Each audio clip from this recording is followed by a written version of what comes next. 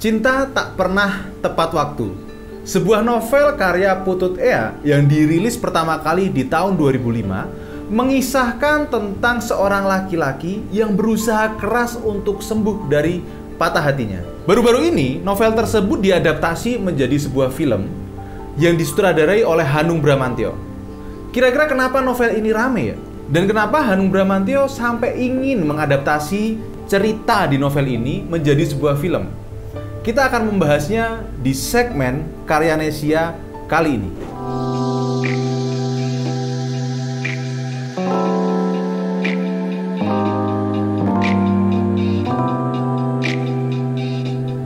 Film adaptasi dari novel Putut Ea yang berjudul Cinta Tak Pernah Tepat Waktu dirilis 13 Februari kemarin. Mungkin mengikuti momen Valentine sepertinya ya.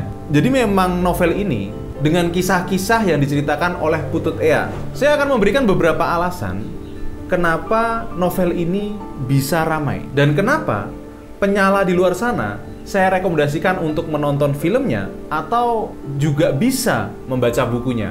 Yang pertama, gaya penulisan yang puitis sekaligus relatable. Putut Ea terkenal sebagai seorang penulis yang memiliki gaya bahasa puitis tetapi sederhana. Dalam novel kali ini, Putut Ea menggunakan diksi-diksi yang membuat kita, para pembaca utamanya laki-laki ya, itu ngerasa relate. Bagaimana kita kehilangan cinta, bagaimana kita menghadapi ketidakpastian hubungan, bagaimana kita menghadapi rindu dalam sebuah hubungan. Gaya bahasa yang puitis, relatable, tetapi tetap lugas, membuat kita terlarut dalam emosi yang disampaikan oleh sang penulis. Yang kedua, tema yang universal, yaitu membahas cinta dan waktu. Cinta ini kan kayak semua orang pastilah merasakan cinta. Bagaimana cinta ini sering berperang dengan waktu, bagaimana cinta ini tidak pernah datang tepat waktu, bagaimana menunggu dan menanti, menikmati sebuah kerinduan, menikmati sebuah ketidakpastian. Saya rasa banyak orang yang akhirnya relate dengan tema yang diangkat oleh Putut Ea di novel Cinta Tak Pernah Tepat Waktu. Yang ketiga, pendekatan filosofis yang mendalam. Berbeda dari novel romansa biasa, novel ini seperti mengajak kita untuk merefleksikan cinta dari berbagai sudut pandang.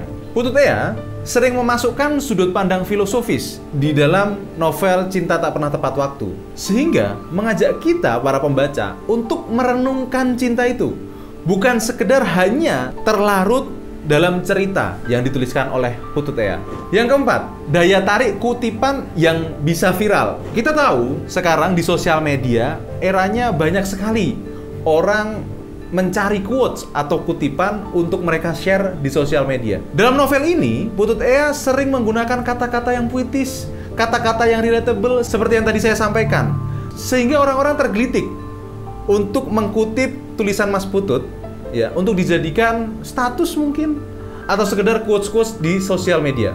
Yang pastinya hal tersebut mengamplifikasi sehingga novel ini pun ketenarannya juga terangkat. Yang kelima, sang penulis sendiri. Ya, Mas Putut Ea adalah seorang penulis yang bisa dikatakan living legend lah di dunia penulisan indie utamanya. Karya-karya Mas Putut sebelumnya itu sudah dinikmati oleh para penikmatnya, memiliki loyalisnya sendiri. Sehingga saat buku ini akan dirilis, atau bahkan mungkin hanya sekedar dicetak ulang, sudah banyak yang menantikan penerbitan dari buku ini. Daya tarik emosional yang kuat. Banyak pembaca yang merasa buku ini seperti mewakili pengalaman mereka sendiri dalam kehidupan cintanya. Ada yang merasa tertampar dengan realitas yang disajikan. Ada pula yang merasa mendapatkan semacam pelipur lara dari kata-kata indah nan puitis yang dituliskan oleh Mas Putut. Jadi, buku Cinta Tak Pernah Tepat Waktu ini bukan hanya tentang kisah cinta biasa, tetapi lebih pada pengalaman emosional yang dalam dan reflektif, sehingga membuatnya tetap relevan dan diminati oleh banyak orang. Jadi gimana, sobat penyala di luar sana? Tertarik nggak membaca buku ini? Atau mau nonton filmnya? Boleh langsung, mumpung masih tayang di bioskop-bioskop kesayangan Anda. Sekian segmen Karyanesia kali ini. Jangan lupa like, subscribe, and comment. Dan sampai jumpa di episode Karyanesia berikutnya.